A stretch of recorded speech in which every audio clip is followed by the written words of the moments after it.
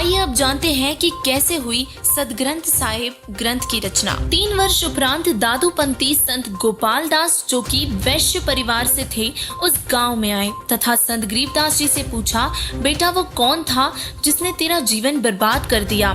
संत गरीबदास जी ने कहा कि मेरा जीवन बर्बाद नहीं, आबाद कर दिया। संत गरीबदास जी महाराज जी ने वाणी के माध्यम से कहा, अलल पंख अनुराग है, सुन मंडल रहथीर, दास गरीब उधारिया, मोहे सदगुरु मिले कबीर।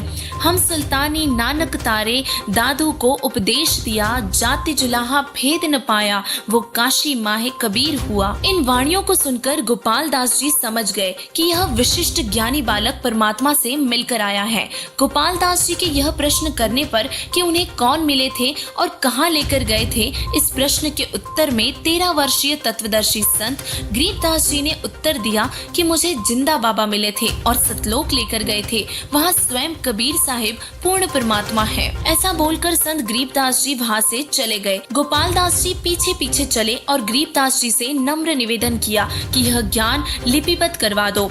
तब संत गरीबदास जी ने कहा कि यदि आप पूरा लिखो तो मैं लिखवाऊं। तब गोपाल दास जी ने सहमति दी कि मैं पूरा लिखूंगा। जिसके बाद परमात्मा से प्राप्त तत्वज्ञान को गरीबदास जी के बैरी के बाग में एक झाड़ी के पेड़ के नीचे बैठकर 6 माह तक गोपाल दास जी ने संत गरीबदास जी द्वारा बोली गई वाणियों को पूरा लिखा और इससे श्री ग्रंथ साहिब अमरबोध अमर ग्रंथ की रचना हुई। इस ग्रंथ में कबीर सागर के 7000 शब्द सहित 24,000 शब्द लिखे गए हैं।